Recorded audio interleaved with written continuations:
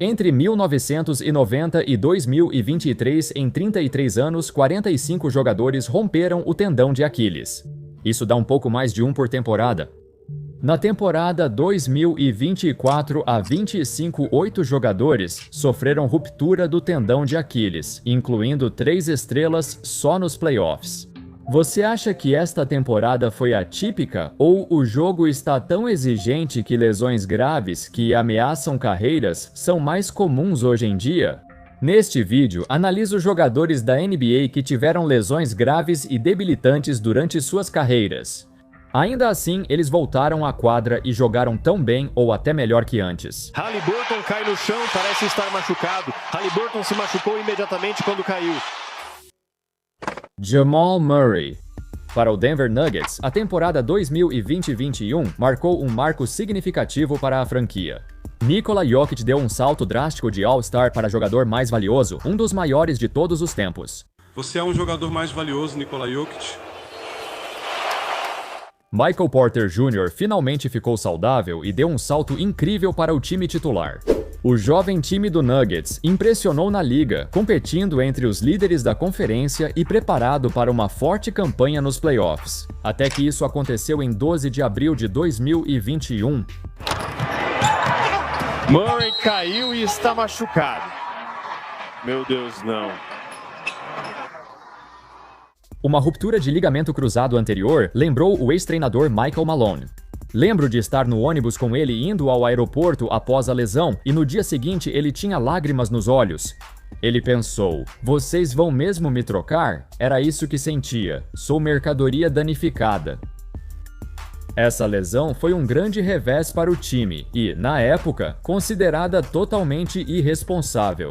Antes desse jogo, Murray ficou de fora das 4 partidas anteriores com o que o time descreveu como dor no joelho, como alguns fãs fervorosos afirmaram. Ele deveria ter ficado fora por mais tempo, pois os Nuggets iam bem sem ele, e só voltar pouco antes dos playoffs para se recuperar mais. De qualquer forma, sem Murray, os Nuggets não conseguiriam realmente disputar o título até que ele voltasse, se ele voltasse ao mesmo nível de jogador que era antes. Lembre-se, esse cara fez vários jogos de 50 pontos nos playoffs da bolha e teve a melhor temporada da carreira até agora. Se Murray atuasse próximo ao seu antigo nível, os Nuggets teriam grande chance de conquistar o título em 2021. Em vez disso, eles foram varridos pelos Suns na segunda rodada e ele ficou de fora o ano inteiro. Ele também ficou fora dos playoffs de 2022 quando Jokic foi jogador mais valioso 2 vezes seguidas, mas caiu na primeira rodada. Nesse período, Murray ansiava por voltar à quadra e questionava se os Nuggets ainda o queriam. 18 meses, esse foi o tempo da recuperação dele. Ele perdeu 2 playoffs inteiros e, enquanto Jokic chegava ao auge, o título dos Nuggets ficou ameaçado. Eles aguardaram ansiosos o retorno da estrela secundária. Quando isso finalmente aconteceu, o time se encaixou imediatamente e continuou sua missão de conquistar aquele título tão cobiçado.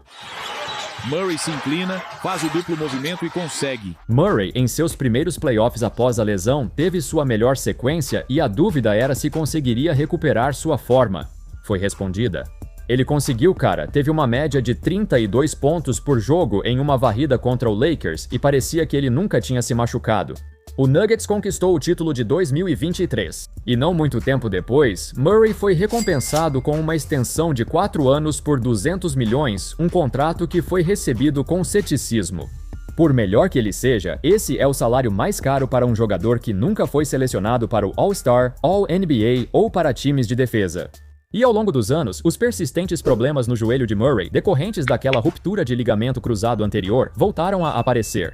O incômodo no joelho continuou a incomodá-lo. Mesmo assim, ele teve um dos retornos mais bem-sucedidos de uma ruptura de ligamento cruzado anterior já vistos, mesmo com suas limitações, mesmo com sua explosão não sendo mais a mesma de antes. Murray ainda é um armador em nível de campeonato e refinou seu jogo a um ponto em que não precisa mais depender do atletismo para ter sucesso. Shaun Livingston. Esta foi, de longe, a lesão mais devastadora que já tive o desprazer de assistir ao vivo na televisão. No dia 26 de fevereiro de 2007, ele caiu e aterrissou de forma estranha. Seattle, Utah, roubo de bola por Livingston, boa defesa de Mobley, mas Sean não conseguiu finalizar. E ele machucou o joelho esquerdo, Livingston agora sente dor. Ficou claro na hora que algo estava errado, já que dava para ver o osso saindo do joelho dele. O joelho esquerdo dele dobrou na horizontal, causando patela e articulação deslocadas, rompimento dos ligamentos cruzados anterior e posterior, além de ruptura total do menisco. Segundo o médico dele, ao ver o raio-x, disse que ele estava acabado. Na verdade, existia a possibilidade de amputação da perna, mas para Livingston isso não aconteceria. Após a cirurgia, ele só conseguiu andar normalmente novamente 6 meses depois. Como ex-quarta escolha do draft, esse promissor prospecto foi descartado após a lesão porque assumiram que sua carreira tinha acabado. Assim, o único que tinha fé era Livingston e sua família. Após reabilitação intensa, com fisioterapia várias vezes por semana e grande esforço para recuperar a mobilidade da perna, ele voltou a jogar basquete em 16 meses. Será que ele conseguiria jogar e arremessar mesmo? Sim, mas isso não é o mesmo que fazer cortes, pivôs, giros, saltos e realmente jogar durante a partida. Como perdeu toda a temporada 2007-8, o Clippers não fez oferta qualificatória para Livingston. Apesar de apoiarem ele na reabilitação, não tinham as melhores instalações para ajudá-lo. Em um artigo de Jonathan Abrams da Grantland, ele afirmou, abre aspas, naquela época, o Clippers treinava em um clube atlético público. A infraestrutura era muito diferente da moderna instalação atual da franquia. A equipe de treinamento fez o melhor que pôde com Livingston e outros, mas eles não tinham os equipamentos de outras organizações, chegou a afirmar Livingston. Após o treino, havia homens pelados de 60 anos na hidromassagem conosco. Não era o melhor lugar para ele se recuperar, mas ainda assim fez o melhor possível para lidar com a situação. Livingston tentou voltar no início da temporada 2008-2009, mas pareceu prematuro. Depois de fazer testes no Miami Heat, ser trocado para o Oklahoma City e até mesmo descer para a D-League várias vezes. Para continuar sua reabilitação, na verdade levou vários anos até que ele encontrasse sua nova casa, o Golden State. Agora, para te dar uma ideia de como Sean Livingston era realmente hypado, alguns olheiros o comparavam a Magic Johnson ou Penny Hardaway. Cara, até as piores previsões achavam que ele seria Hall da Fama sem dúvida. Antes da lesão, ele era super atlético, mas depois de todos aqueles anos de reabilitação, Livingston se reinventou e virou um jogador completamente diferente. Os Warriors, por mais incríveis que fossem, sendo um time de arremessos de 3 pontos, Livingston se juntou a eles bem no início da dinastia e trouxe um conjunto de habilidades diferente. Ele jogava de costas para a cesta e dominava no arremesso de média distância, mas nunca conseguiu arremessar de 3. Ao sair do banco e contribuir assim, o ataque dos Warriors ganhou nova dimensão, tornando-os ainda mais difíceis de defender. Livingston pode te matar de uma área da quadra que antes era considerada obsoleta. Embora ele tenha mostrado potencial quando chegou à NBA, seus melhores anos, de longe, foram depois da lesão. Kevin Durant. Uma coisa que você deve ter notado é que a maioria dos jogadores que se recuperam bem são jovens, geralmente no início dos 20 anos. Mas esse não foi o caso de Kevin Durant. Com quase 27 anos, ele sofreu uma fratura de Jones no pé. Lesão discreta, porém debilitante, especialmente para jogadores altos. Mesmo assim, em menos de um ano, Durant voltou e manteve seu domínio nas finais de 2019. Teve ruptura total do tendão de Aquiles aos quase 31 anos. Nessa idade, só um outro jogador conseguiu se recuperar e voltar à forma. Então, as chances estavam contra ele, mas ele voltou novamente. Na verdade, ele voltou melhor do que nunca. No Brooklyn Nets, com Kyrie Irving frequentemente lesionado e James Harden, Durant, após romper o tendão de Aquiles, seguia como principal jogador. O cara manteve alta eficiência como pontuador e ainda alcançou sua maior média de assistências na carreira. Os playoffs de 2021 começaram com o Brooklyn Nets como favorito às finais da NBA. Para Durant, aqui está Durant avançando. Tucker, ele gira, ele arremessa.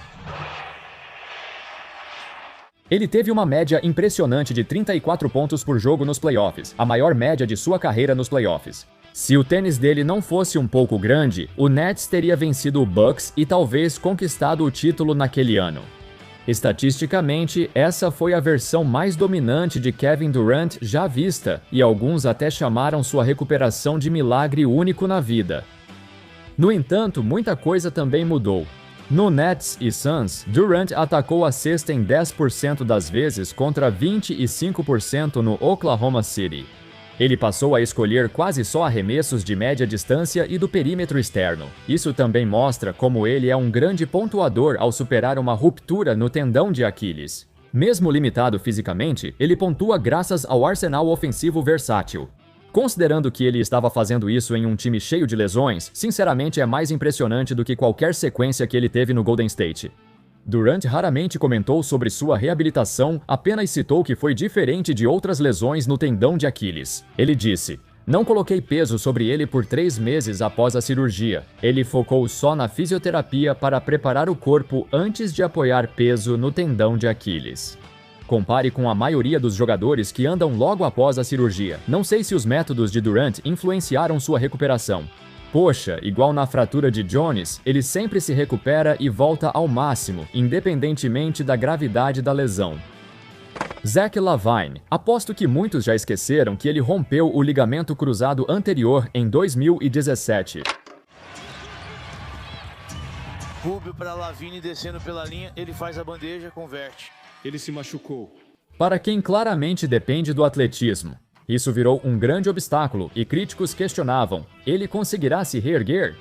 Pouco tempo depois, os Wolves o trocaram para o Chicago Bulls na troca por Jimmy Butler. Então, enquanto o Chicago Bulls ainda tinha fé na recuperação dele, os torcedores aguardavam a chegada de Zach LaVine com a pergunta: quanto tempo até ele voltar? Esse era um cara que estava no caminho para se tornar uma estrela antes da lesão, então será que ele ainda pode voltar para esse caminho? A princípio, a perspectiva não era boa. Ele se recuperou mais rápido do que o esperado e voltou à quadra em janeiro de 2018, apenas 11 meses após a lesão. Infelizmente, ele teve dificuldades, parecia mais lento, seu arremesso de 3 pontos piorou, e para os torcedores dos Bulls foi um lembrete traumático do azar que tiveram com Derrick Rose. No entanto, LaVine deixou claro que voltaria melhor do que nunca e cumpriu essa promessa. Você não recebeu o recado? Ele não veio para a massagem, e sim pelos tênis de rosto. Eles conversam em todo lugar. Paul para LaVine. É hora do show. 360, fique bravo, Zach LaVine, fique bravo. Em poucos anos, ele virou o All-Star que sempre deveria ser, com sua energia e saltos. Seu arremesso incrível fez dele um dos armadores mais letais da liga. Enquanto o sucesso do Chicago Bulls como equipe era, você sabe, uma incógnita, na maioria das vezes, Zach LaVine individualmente superou as expectativas. Raramente alguém com o perfil dele mantém a mesma forma após uma lesão séria. E ele merece elogios por ter se recuperado do jeito que fez. Paul George. Provavelmente a lesão fisicamente mais devastadora do ponto de vista de quem assiste, George quebrou a perna ao meio durante um treino da seleção dos Estados Unidos da América. Por isso, a NBA afastou a base da cesta vários metros para evitar que isso se repita. No entanto, como foi uma fratura limpa na perna dele, sem rompimento de ligamentos importantes, George tinha tudo para se recuperar totalmente, e foi o que aconteceu. Ele jogou o melhor basquete da vida dele depois dessa lesão e até teve uma temporada em Oklahoma City, onde ficou entre os 3 primeiros na votação de jogador mais valioso, primeiro time All-NBA e primeiro time All-Defensive. Apesar de tentar menos cestas, assim como Kevin Durant, George aprimorou o controle de bola e arremesso na reabilitação, voltando mais completo. No entanto, a pior parte da lesão foi que isso meio que tirou as chances dos Pacers de disputar o título. Antes disso, eles enfrentavam LeBron e o Miami Heat de igual para igual, e LeBron saiu de Miami naquele mesmo verão. Paul George se machucou em um universo alternativo onde isso nunca aconteceu. Se os Pacers mantivessem seu núcleo, talvez dessem real competição aos Cavs no leste. Eles dominaram a conferência por 4 anos seguidos. No podcast, George afirmou que os Pacers teriam um título se ele não tivesse quebrado a perna. Na verdade, não tenho tanta certeza. Eles ainda teriam que passar pelo LeBron, e ele tinha um domínio tão forte sobre toda a conferência. Além disso, o núcleo dos Pacers envelhecia. Mesmo assim, ele propõe uma hipótese interessante. Dominique Wilkins. Aqui está a jogada de que falamos, bem diante de Bob Wise. Wilkins cai. As informações são de que ele rompeu o tendão de Aquiles direito. Ele foi levado de ambulância ao Hospital Piedmont. Em 1992, o astro frequente do All-Star e ex-campeão de enterradas, Dominique Wilkins, sofreu uma ruptura do tendão de Aquiles aos 32 anos de idade. Nos anos 90, uma lesão dessas era vista como fim de carreira, principalmente quando jogadores já declinavam aos 30 anos. Wilkins, sendo um dos maiores pontuadores de todos os tempos e alguém que dependia muito do atletismo e da capacidade de salto, não tinha chance nenhuma. Poucos acreditavam em seu retorno com força total, mas isso nem é o mais impressionante. Wilkins rompeu o tendão de Aquiles em 28 de janeiro de 1992, mas voltou às quadras logo no início da temporada, 1992-93. O cara voltou às quadras em apenas 9 meses? Isso é insano! Por exemplo, em média, hoje em dia, os jogadores levam cerca de 16 meses para voltar, e isso com cirurgias e técnicas de reabilitação mais avançadas. Para o Nick, fazer isso nos anos 90 e se recuperar tão rápido era algo inédito no mundo do basquete. Teve até um artigo infame em 1992 que proclamava que a carreira dele tinha acabado. Você duvidava que ele faria média de 15 pontos por jogo de novo? Ele fez média de 30 pontos por jogo e manteve o ritmo desde o início. Dominique entrou para o segundo time All-NBA e ficou até entre os 5 melhores na votação de jogador mais valioso. Durante a reabilitação, Nick evitou esforço na perna, mas continuou frequentando a academia. Aprimorando o arremesso, ele voltou com um chute de 3 pontos inédito, tornando-se um pontuador ainda melhor. Apesar de ainda ter alguns anos de sucesso em Atlanta, ele começou a desacelerar por conta da idade. Ele era tão completo como pontuador e acabou se tornando o garoto propaganda de uma recuperação bem-sucedida após romper o tendão de Aquiles. Enfim, é isso aí, pessoal. Esses foram alguns jogadores que conseguiram voltar de uma lesão grave ou de várias lesões graves e jogaram tão bem quanto, ou até melhor do que antes. Me contem o que vocês acham aí nos comentários. Muito obrigado a todos por assistirem. Espero que tenham gostado do vídeo e, como sempre, nos vemos na próxima. Valeu!